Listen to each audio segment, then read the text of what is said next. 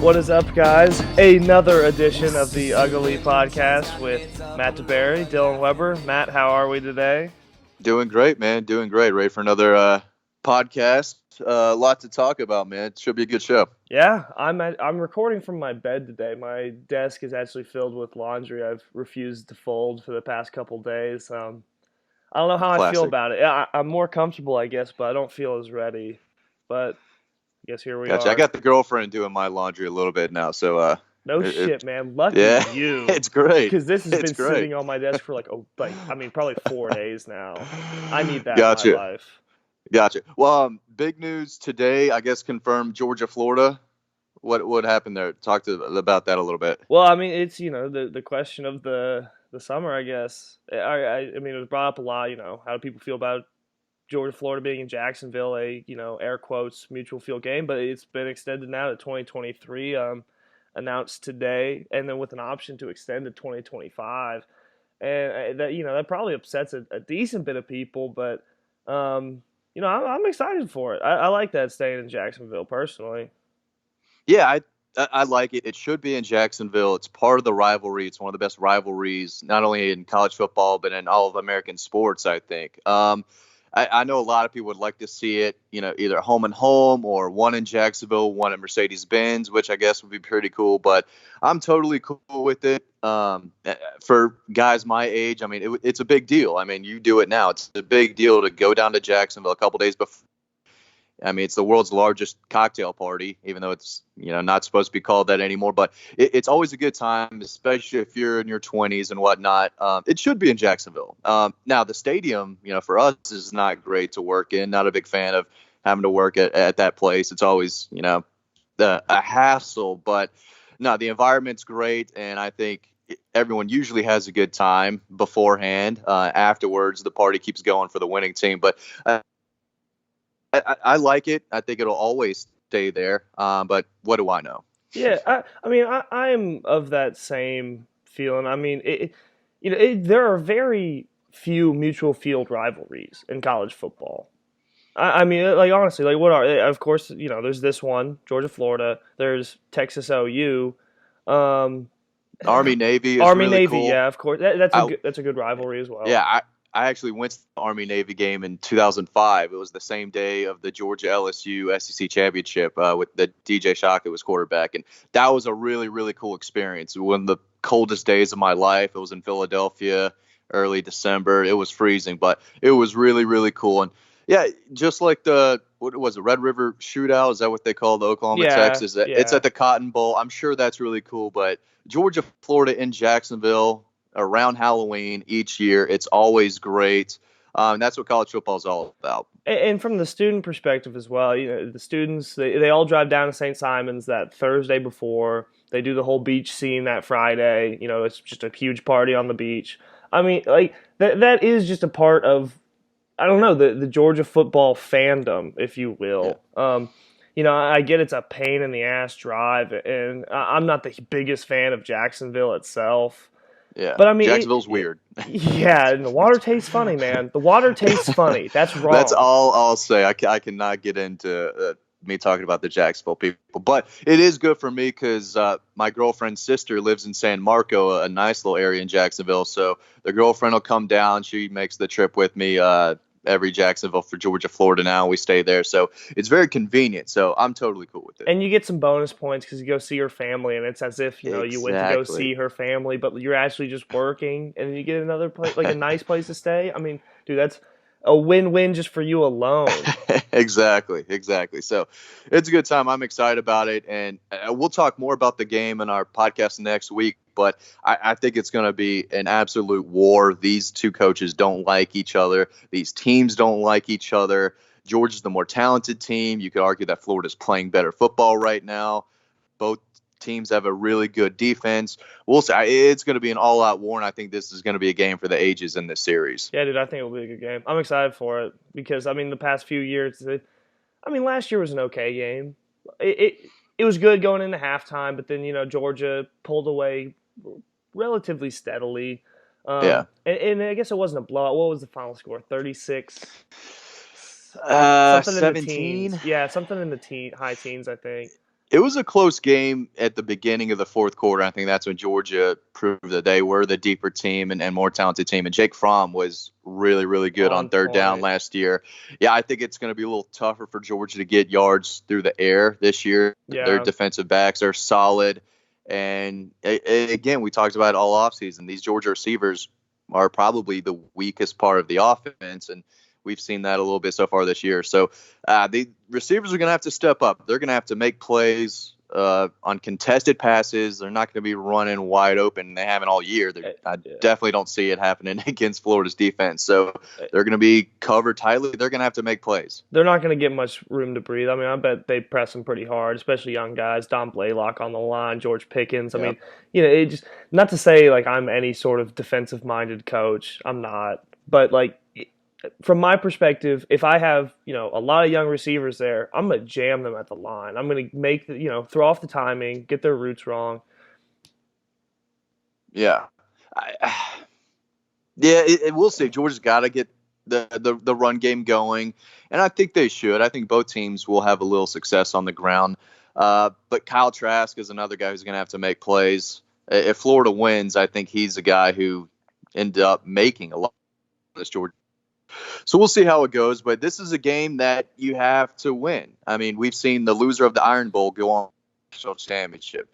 We've seen the loser of Alabama LSU go on win national championship. Oklahoma lost to Texas in the regular season 2 years ago. Obviously, they went to the playoff and could have won a national championship. But Georgia, Florida, you lose this game, you're done. There's no coming back. I mean, the season's over. Georgia, Auburn too. We've seen both. The loser go on to play in the national championship just a few years ago. Right. It's weird because it's earlier in the season than some of those games, but still seems to have a bigger impact. And that's just because I think has more so been a key for the SEC East than, to get to the championship than, games like the other ones that we mentioned. No doubt. Again, Michigan, Ohio State is another one. I mean, you lose that game, your season's over. And again, that's at the very end of the year. But Georgia, Florida, we're at the midway point of the year. And the team that has lost this game, you're looking at an Outback Bowl. That's as good as it's going to get. If you lose this game, that's essentially what happens. So if Georgia loses this game, the fans are going to go berserk, and we're looking at a Capital One Outback Bowl. I don't want to get same with Florida. If they lose this game, they're out. I don't want to get in this discussion because I think our listeners would get really upset. But I mean, I think we should mention it. How upset would you be if we went to the Outback Bowl, or Georgia, I should say, if we had to go cover the Outback Bowl in Tampa?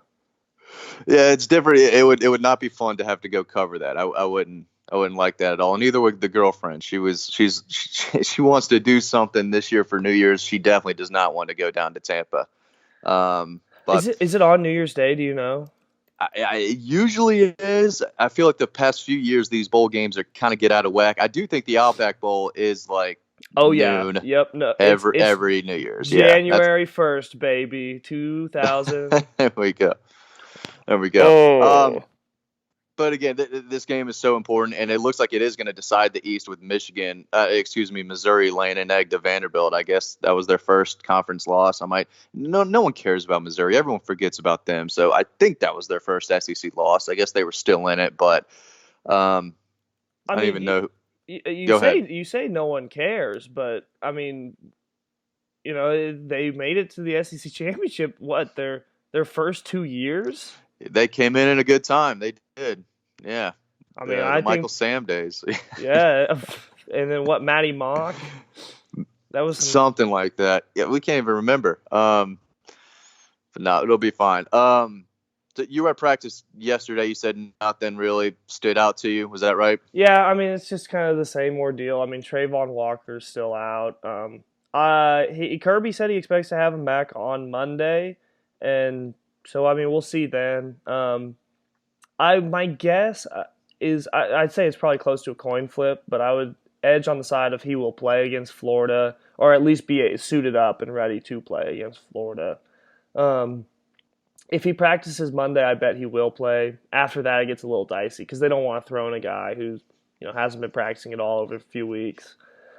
Then Lawrence Cager's still out. I would say, Kirby keeps saying he's week to week, but at the moment, ear on the side, on the coin flip side of he's not going to play. You would just get this far into it, and no encouraging signs of return so far from Kirby. So a little hard to say, but I would say probably not going to play against Florida. Gotcha. As far as Florida goes, Jabari Zuniga, their defensive end, it looks like he will be good to go. He's a guy I really like. He's a local kid, played at Sprayberry High School right down the road from me when I lived over there. So I've been high on him since he was in high school. He's tearing it up for Florida. Looks like he'll be back, so that's a big deal. Kadarius Toney, their slot receiver, wide receiver, running back type of guy. They're James Cook, really. I think he's questionable. That's what I'm trying to say. I don't know if he'll be good to go, but they got so many weapons. That's not going to be a big deal. But Jabari Zuniga coming back for Florida, I think it is going to make an impact on their defense. They just got a little bit better, but we'll see. Georgia's going to have to establish a run game for sure. And once like again, every game. Yeah, we'll get more into it next week, just because. Yep. They got a whole weekend of recovery, and then maybe even a few days next week to see exactly where they're at. But at least the statuses of right now, that's where those guys are at. Otherwise, I had a pretty lame duck week, I guess, for Georgia football. Bye week. I love it personally. It's good for us. We've had a lot of good topics on the board and whatnot. Again, if you're not on Dog Post, make sure to get on there. We always keep it lively. Lots of recruiting updates on my end. So there's still some things that are happening. I'm going to go see Broderick Jones, 5-star tackle out of Lithonia, tonight. He's a guy that you know pretty well. He's a guy that I've covered for a while. So it'll be interesting to go out and see him again. Obviously, always interesting to see a 5-star to see if they live up to their ranking. And so far he has. So I'll get another good look at him tonight. Glenn Schumann was just told he will be up in Utah to see 5-star linebacker Noah Sewell. And that's what you expect. Georgia's off this week, so the staff will be on the road. So something I've been doing today is try to reach out to coaches and see if any UGA staff members are coming by. So Glenn Schumann will be in Utah. I think Charlton Warren, the DB's coach, will be in Arizona to see Keely Ringo. Haven't confirmed that yet. But that would make sense. It would, yeah. So I'm going to assume, because that would make the most sense, but haven't confirmed that as of this second just yet. On Broderick Jones, just an interesting note, kind of funny. His entire family, I think, include his mother, all his friends, his, brothers, sisters, they all call him Tub. Tub? Yeah, they call him Tub. They just go Tub because he's like bathtub. Yeah, right? yeah, essentially. But it's basically because he's chubby, Tub. They've been calling him that for years, they said. I was talking to him, and they were just like, yeah, get it, Tub. And I was just like, why Tub? Even his coworkers called him Tub. And I was just like, why do y'all call him Tub? And they were just like, I don't know, because he's tubby. And I was like, all right. So if y'all ever see him, call him Tub. Yeah, he doesn't look too tubby anymore. He's a lean tackle. Yeah, he is.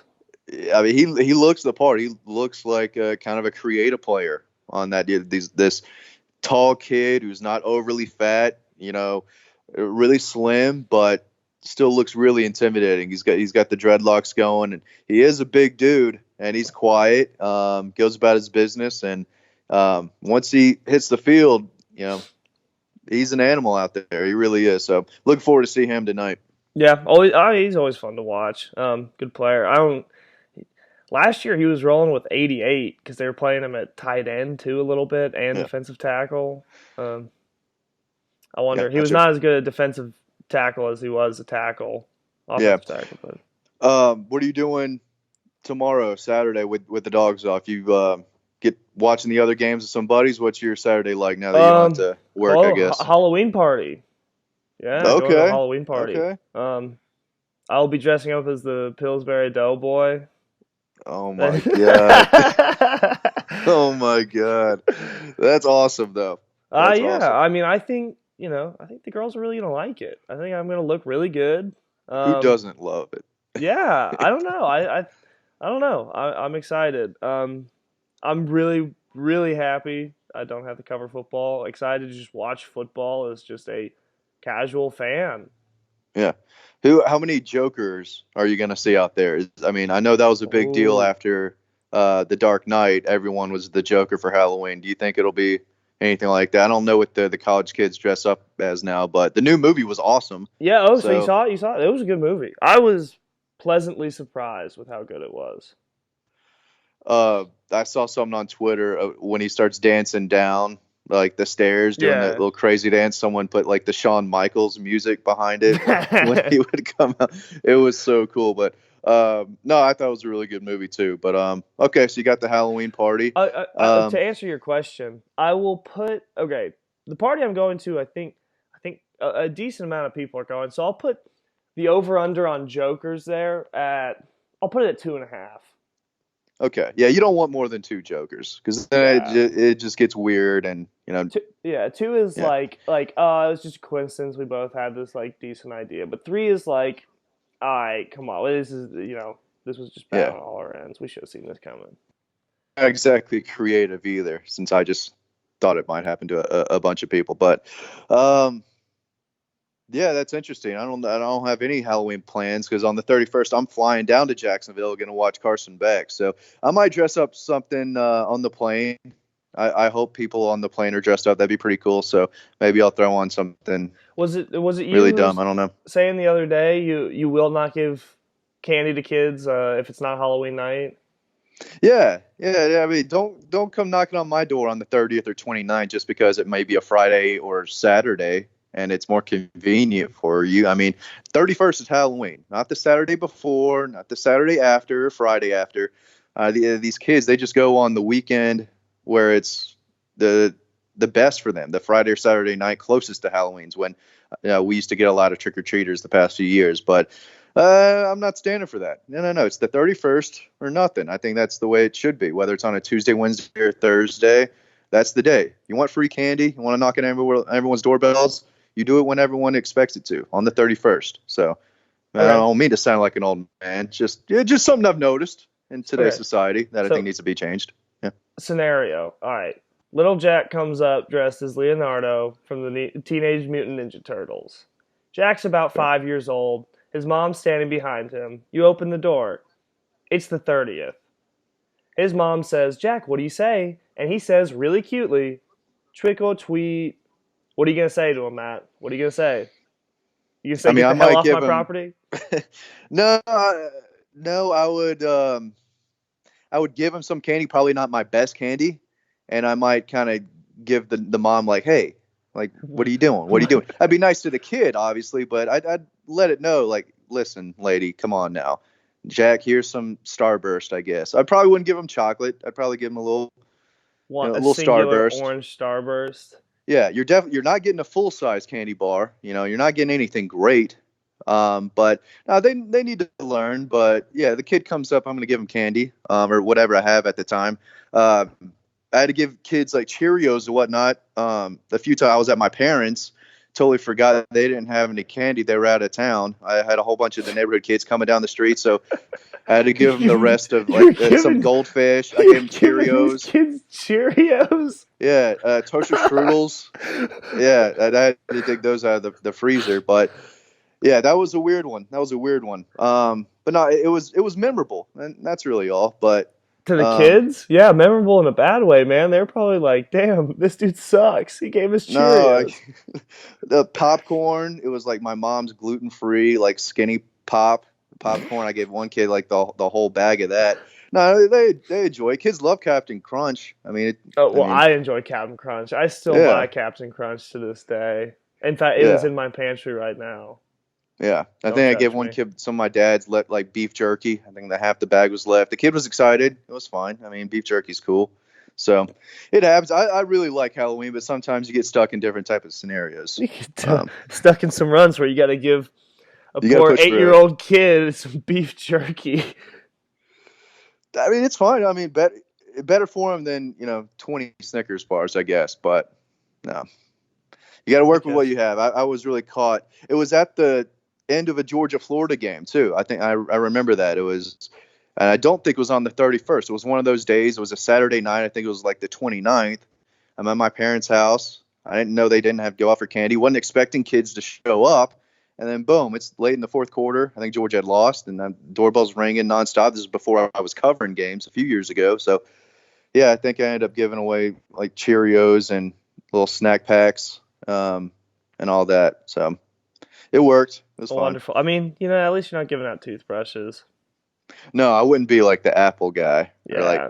I wouldn't give out pennies or anything. If like anyone listening is that Apple guy or toothbrush guy, you're the worst. You need to change something. Like I hate to be just target our audience like that and try and single people out, but something needs to change because you can't be doing that shit. That's unacceptable.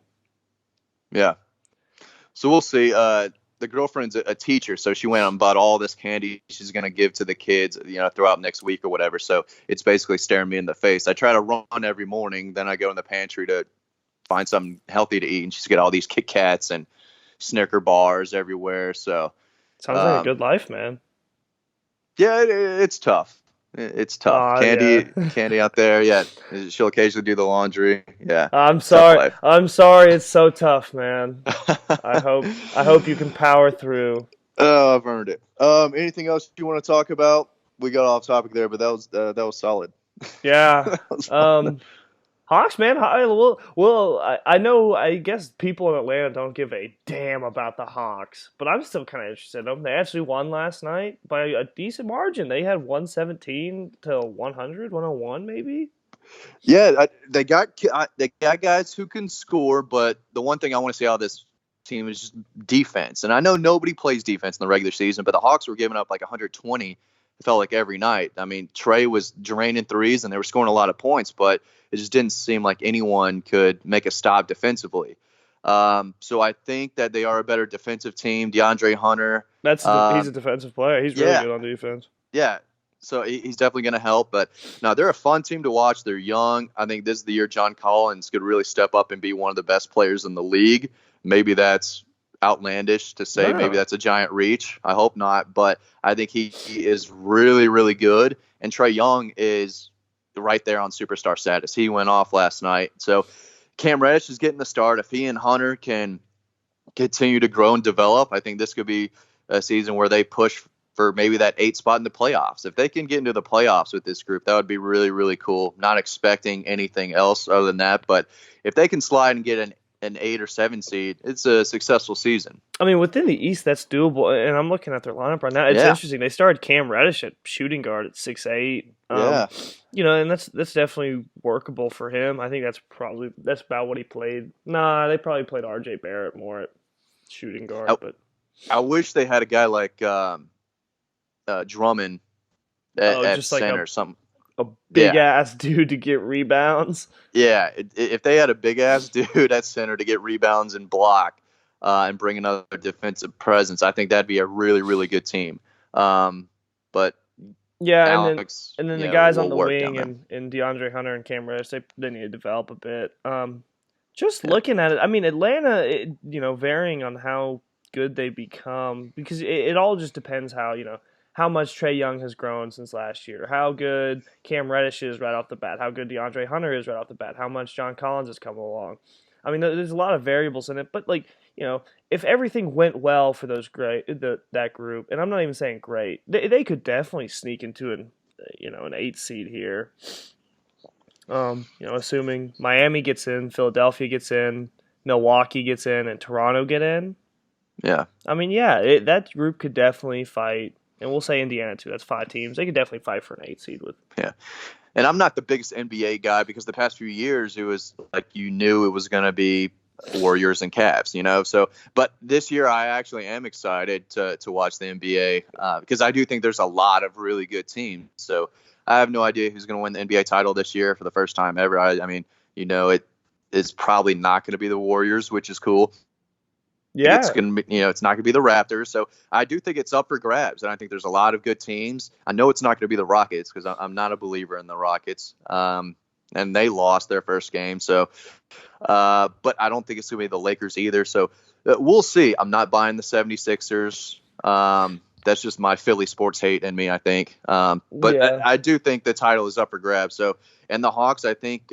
Got better, and I think are going to be fun to watch. So this is the first time I was really excited to watch the Hawks and get into it. So that's good, man. I'm looking forward to it. Yeah, the Hawks need that because I've been in Georgia now, coming on 4 or 5 years, and I've met, I think, probably three legitimate Hawks fans. People who are like, yes, I support the Hawks.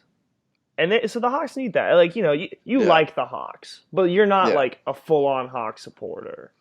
Right, right, right. I watch them. I pull for them. You probably But no, watched them they've been get really killed tough in to the watch. playoffs in Oh 2014. yeah, oh yeah, yeah, yeah. I watched all that. So I definitely keep up with them, but I don't live and breathe with every game like I do the Braves. And we won't even go there, but we'll see the city for sure, and even the playoff berth will be something cool. But yeah, it'd be nice. Absolutely.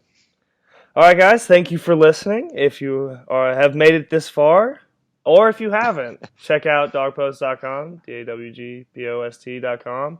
We'll have some good stuff for the Florida week. Yeah, thanks for listening.